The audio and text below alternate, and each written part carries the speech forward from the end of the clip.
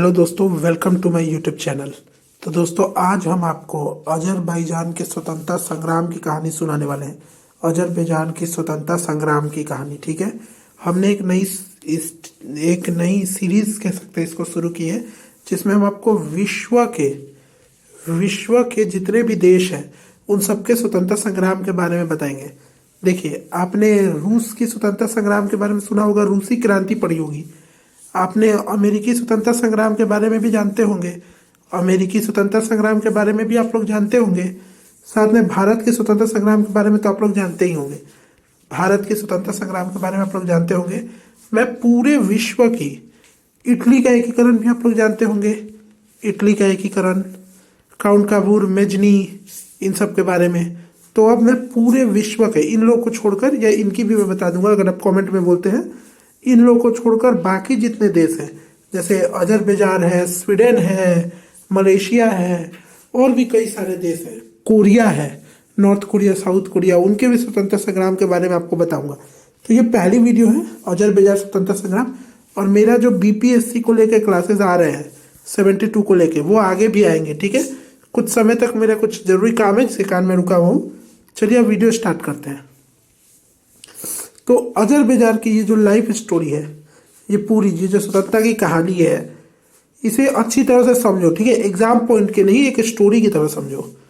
चलो, अजरबैजान स्वतंत्रता संग्राम एक कहानी, ठीक है। अजरबैजान स्वतंत्रता संग्राम एक कहानी। अजरबैजान काकशीय क्षेत्र में बसा एक देश है, ठीक है। काकशीय क्षेत्र में बसा एक देश है, इसको ऐसे ले सकते हैं, एक देश है जिसकी पहचान तुर्की भाषी और मुस्लिम संस्कृति से जुड़ी हुई है। तुर्की भाषी और मुस्लिम संस्कृति से जुड़ी हुई है, ठीक है। एक मिनट रुकिएगा।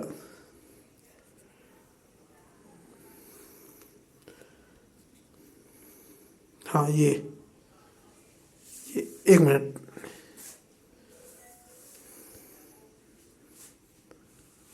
हाँ, तो देखिए, अजरबैजान काकीय क्षेत्र में बसा एक देश है, ठीक है। एक देश है जिसकी पहचान तुर्की भाषी और मुस्लिम संस्कृति से जुड़ी हुई है, ठीक है। लंबे समय तक यह इलाका फारसी और उस्मानी प्रभाव में रहा, ठीक है। लेकिन 19वीं सदी के शुरुआत में रूस ने इस पर कब्जा कर लिया, ठीक है। रूस ने इस पर कब्जा कर लिया। रूस का प्रेसिडेंट इस समय कौन है? पुतिन है, व्लादिमीर पुतिन, ठीक है। उस समय ये नहीं थे, ठीक है। 1813 में और 1828 की संधियों के बाद अजरबैजान का बड़ा हिस्सा रूसी साम्राज्य में मिल गया, ठीक है। 1813 और 1828 की संधियों के बाद अजरबैजान का बड़ा हिस्सा रूसी साम्राज्य में मिल गया, ठीक है। अब देखिए, रूस के शासन में अजरबैजान अन्य लोगों की भाषा, संस्कृति और पहचान दबाई जाने लगी। फिर भी बुद्धिजीवी वर्ग, लेखक और कवि अपनी राष्ट्रीय चेतना को जिंदा रखते रहे। तेल संपन्न बाकू शहर ने पढ़े लिखे वर्ग, बाकी शहर है दोस्तों, बाकी शहर, ठीक है, बाकू नहीं है। तेल संपन्न बाकी शहर ने पढ़े लिखे मध्यम वर्ग को जन्म दिया, जिसे आज़ादी के सपने देखे, ठीक है, जिसने आज़ादी के सपने देखे। पहली बार आज़ादी की झलक, देखिए अब ये इंपॉर्टेंट है, पहली बार आज़ादी की झलक। यहाँ 1919 लिखा है, 1918 लिखा है, ठीक है। 1919 में भारत में क्या हुआ था आप बताइए। चलिए मैं बता देता हूँ, जलियांवाला बाग, ठीक है। आगे देखिए, आगे की बात करते हैं 1917, ठीक है। 1915 में गांधी जी भारत आए थे, ठीक है, दक्षिण अफ्रीका से। ये सब जोड़ता जाऊंगा मैं, लेकिन आप ये देखिए। चलिए, 1917 में रूस में बोल्शेविक क्रांति हुई। रूस में बोल्शेविक क्रांति हुई, आप बहुत फेमस है, आप लोग जानते होंगे। और रूसी साम्राज्य बिखरने लगा। इसी अवसर का लाभ उठाकर 28 मई 1918 को अजरबैजान ने खुद को स्वतंत्र घोषित कर दिया और लोकतांत्रिक गणराज्य घोषित कर दिया। स्वतंत्र और लोकतांत्रिक, ठीक है, गणराज्य। यह कोई सामान्य घटना नहीं थी, ठीक है, यह कोई सामान्य घटना नहीं थी। अजरबैजान मुस्लिम दुनिया का सबसे पहला लोकतांत्रिक गणराज्य बना, ठीक है। पहला लोकतांत्रिक गणराज्य बना मुस्लिम समाज का, पूरे देश के मुस्लिम समाज का, देश नहीं एक्चुअली विश्व के, ठीक है, विश्व का, इसको लीजिए, पूरे विश्व का, ठीक है, अजरबैजान, ठीक है। आगे देखिए, यहाँ संसद बनी, संविधान लागू हुआ और महिलाओं को भी मतदान का अधिकार मिला, ठीक है। ये मुस्लिम कंट्री है, ठीक है, इसमें मिला। लेकिन यह आज़ादी ज़्यादा समय तक नहीं टिक पाई, अब देखिए अगला पॉइंट है सोवियत शासन का अंधेरा। सोवियत संघ आप जानते होंगे क्या था सोवियत संघ। आगे देखिए 1920 में सोवियत रेड आर्मी ने 1920 में देखिए 1920 में सोवियत रेड आर्मी ने अजरबैजान पर हमला कर दिया। ठीक है 1920 में स्वतंत्र सरकार गिरा दी गई और देश को सोवियत संघ में मिला लिया गया। यानी अजरबैजान को स्वतंत्रता के बाद भी सोवियत संघ में मिला लिया गया। ठीक है अब देखिए इसके बाद करीब 70 साल तक अजरबैजान सोवियत नियंत्रण में रहा। हालांकि औद्योगिक विकास हुआ इसमें, अजरबैजान में औद्योगिक विकास हुआ, लेकिन राजनीतिक आज़ादी खत्म थी। राजनीतिक आज़ादी को खत्म कर दिया गया था। राष्ट्रीय भावनाओं को दबाया गया और स्वतंत्रता की बात करना अपराध माना गया। जैसे भारत में ब्रिटिश थे। ठीक है ब्रिटिश, तो वो जो थे अंग्रेज ब्रिटिश, वो भी तो यही करते थे। भगत सिंह को फांसी इसी ने चढ़ाई गई थी। कब चढ़ाई गई थी 1931 में। ठीक है 1931 में चढ़ाई गई थी। आज़ादी की आग फिर से भड़की। देखिए आज़ादी की आग फिर से भड़की, लेकिन कब 1988 से 1990। ठीक है अब यहाँ आप लोग गौर कीजिए, ये देखिए 1920 से 1991। ठीक है सोवियत संघ का अंधेरा रहा, लेकिन 1991 और 1998 में ही शुरू हो गया था। ठीक है आज़ादी की आग भड़कनी 1980 के दशक में जब सोवियत संघ कमजोर पड़ने लगा। 1980 के दशक में सोवियत संघ कमजोर पड़ने लगा था, तो 1918 के करीब में 1980 के दशक में सोवियत संघ कमजोर पड़ने लगा था। तब अजरबैजान में भी स्वतंत्रता की आवाज़ उठने लगी। देखिए नागोर्नो काराबाख विवाद, ये एक विवाद है नागोर्नो काराबाख विवाद, और जनता पर हो रहे अत्याचारों ने आंदोलनों को तेज कर दिया। ठीक है जनता पर हो रहे अत्याचारों ने आंदोलन को तेज कर दिया, स्वतंत्रता आंदोलन को। 20 जनवरी 1990 में सोवियत सेना ने बाकू में निर्दोष लोगों को हमला करके मार दिया। ठीक है निर्दोष लोगों को हमला करके मार दिया, सैकड़ों लोग मारे गए। इस दिन को इतिहास में ब्लैक जनवरी के नाम से जाना जाता है। कब 20 जनवरी 1990 को ब्लैक जनवरी के नाम से। ठीक है अब देखिए यही से लोगों ने ठान लिया कि अब सोवियत संघ के साथ रहना संभव नहीं। अब अंतिम विजय की बात करते हैं, पूर्ण स्वतंत्रता 1991 में सोवियत संघ पूरी तरह से टूटने की कगार पर था। अगस्त 1991 में अजरबैजान ने स्वतंत्रता की घोषणा की और 18 अक्टूबर 1991 में इसे कानूनी रूप दे दिया गया। ठीक है कानूनी रूप से स्वतंत्र। अब देखिए दिसंबर 1991 में सोवियत संघ का विघटन हुआ और उसके विघटन के साथ अजरबैजान एक स्वतंत्र राष्ट्र के रूप में दुनिया के सामने खड़ा हो गया। देखिए अब सुनिए, भारत कब आज़ाद हुआ 1914 में, 1915 में कब आज़ाद हुआ था? भारत आज़ाद हुआ था 1947 में। ठीक है 1947 में।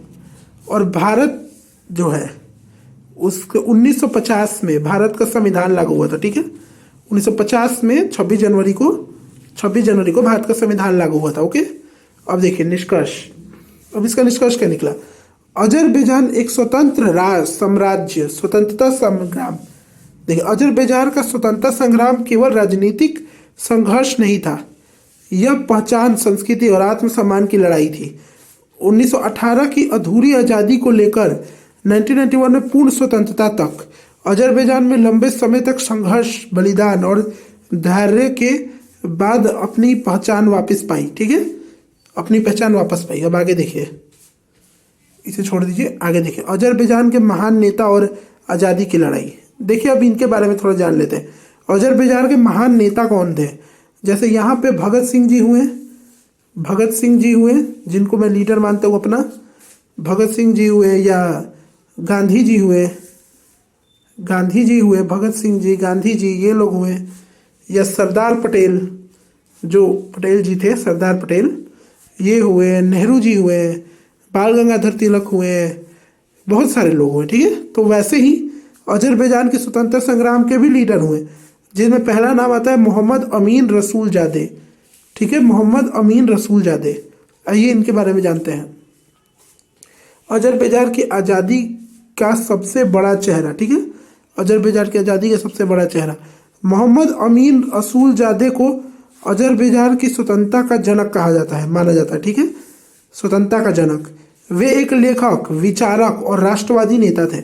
उनका मानना था कि राजनीतिक आज़ादी के बिना सांस्कृतिक और पहचान जीवित नहीं रह सकती, ठीक है, संस्कृति की पहचान जीवित नहीं रह सकती, ठीक है। अब आगे देखिए, 1918 में जब रूस कमज़ोर पड़ा, 1918 में जब रूस कमज़ोर पड़ा, तब रसूलजादे ने अजरबैजान की आज़ादी का नेतृत्व लिया। उनके शब्द इतिहास बन गए। उनके शब्द क्या थे?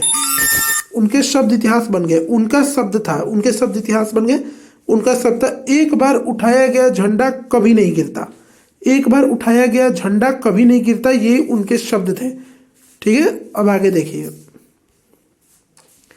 उनकी अगुवाई में 18 मई 1918 को अजरबैजान लोकतांत्रिक गणराज्य बना। बाद में सोवियत कब्जे के बाद उन्हें देश छोड़ना पड़ा, लेकिन उनका विचार आंदोलन की आत्मा बन गया, ठीक है। अब देखिए, फतामी खान खोयशकी, ठीक है, खोयशकी, फताली खान खोयशकी पहले प्रधानमंत्री प्रशासन का निर्माता। फताही खान खोयशकी स्वतंत्र अजरबैजान के पहले प्रधानमंत्री थे, ठीक है। वे एक कुशल प्रशासक और कानून के जानकार थे, ठीक है, कानून के जानकार थे। उनकी सबसे बड़ी उपलब्धि यह थी कि उन्होंने सरकार, न्याय व्यवस्था और सेना की नींव रखी। विदेशों में अजरबैजान को मान्यता दिलाने का प्रयास किया, विदेशों में, ठीक है। फिर जब देश नया था और चारों ओर दुश्मन थे, तब उन्होंने शासन की स्थिरता दी। 1920 में सोवियत कब्जे के बाद उनकी हत्या कर दी गई। यह स्वतंत्र देश की भारी कीमत थी, ठीक है, यह स्वतंत्रता की भारी कीमत थी, ठीक है, 1920 में सोवियत कब्जे के बाद। अब अली मर्दान तोपचुबासु, ठीक है। देखिए, अब इनके बारे में जानते हैं। विदेश नीति के नायक, ये विदेश नीति के नायक माने जाते हैं अजरबैजान के। तो तोपचुबासोव अजरबैजान के राजनयिक चेहरे थे, राजनीतिक चेहरे थे, ठीक है। अब वे पेरिस शांति सम्मेलन में अजरबैजान का नेतृत्व करने लगे, ठीक है, प्रतिनिधित्व करने लगे। उनका सपना था कि अजरबैजान को दुनिया एक स्वतंत्र, सभ्य और लोकतांत्रिक देश के रूप में पहचाने, ठीक है। हालांकि अंतर्राष्ट्रीय मान्यता पूरी तरह से सफल नहीं हो सकी थी, लेकिन इन्होंने अजरबैजान को वैश्विक मंच पर पहचान दिलाई थी। अब देखिए,